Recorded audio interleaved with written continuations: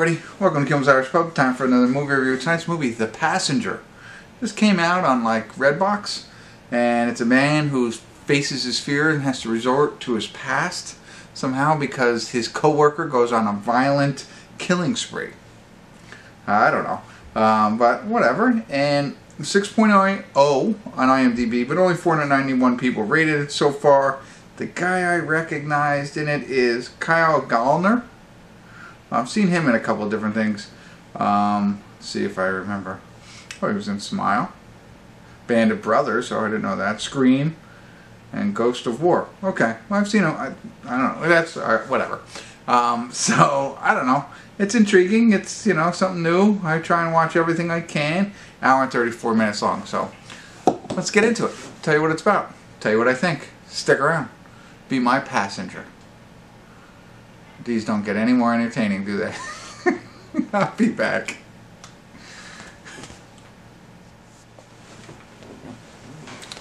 Hey everybody, we're at the credits of The Passenger. Forgot what it was called, and I have to say that's one thing. I don't think that's the best title for this movie. I don't know. I get it where they came from, but you watch the movie and you be the judge and see if you think that's the best title that they could come up with for this movie. Essentially, Kyle Gallner, I think I'm saying his name right, he's our main actor. He's the guy I know. He's one of the main actors in this one. He's the only recognizable one for me in this. And Randy Benson, or something like that, they work at this fast food restaurant together.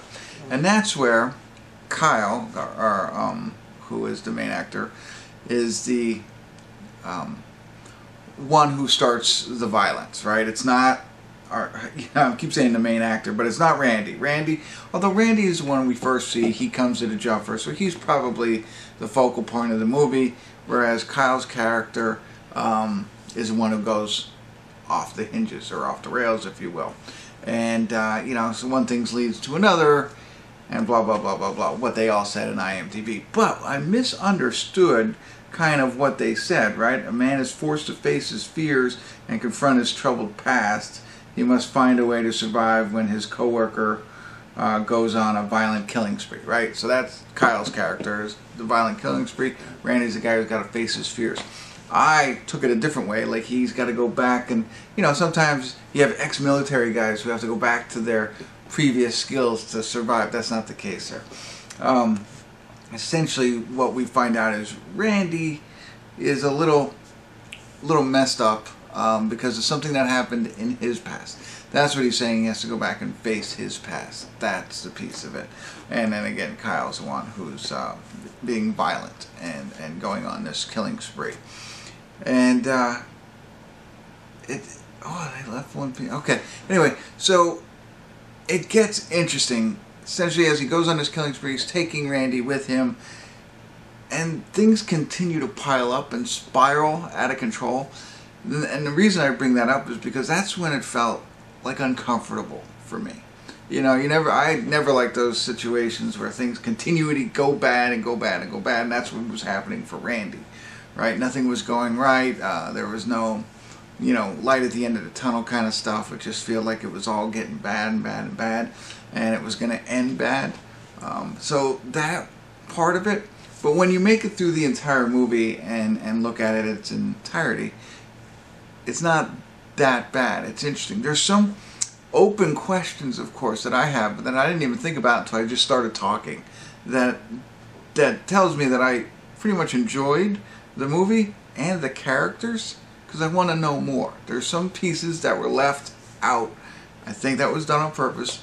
We don't know. We're left to assume a lot of different things, and love to know more about it. I thought Kyle Gallner's performance in this, I thought he played that character extremely well. And I even liked Randy, who is, I should probably get his real name since I'm throwing around names like I know these people. That was played by Johnny Berchtold, okay?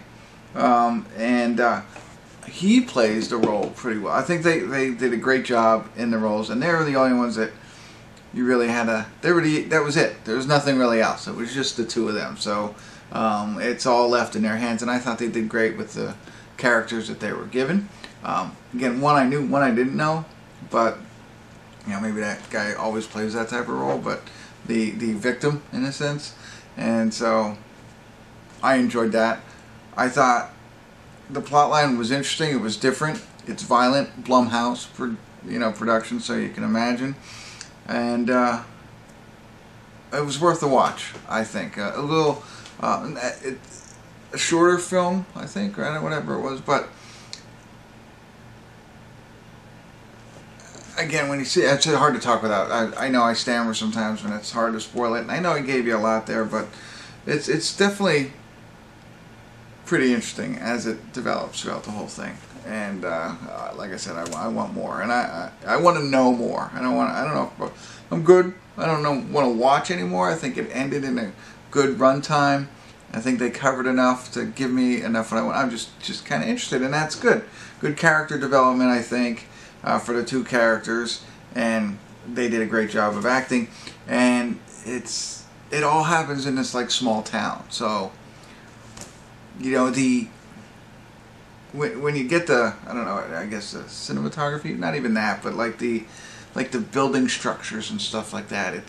It's more of like almost like a rundown town, close knit in a sense, but I don't know, no glitz or glamour. Even like there's a point where they're outside of a mall, looks old. So I don't know. That kind of interested me as well. It's like they found an old ghost town to shoot this in, and that's what they came up with. But whatever.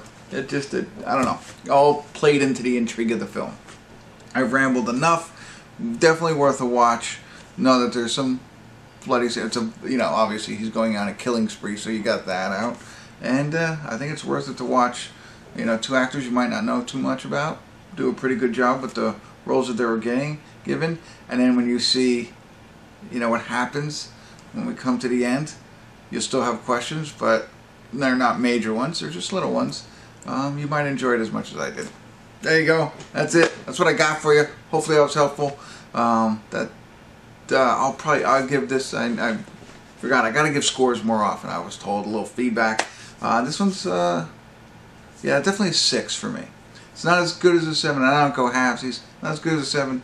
Not as low as a 5. I think a 6 is worth the watch for you. All right, that's it. Thanks for tuning in. Kimmel's Irish Pub.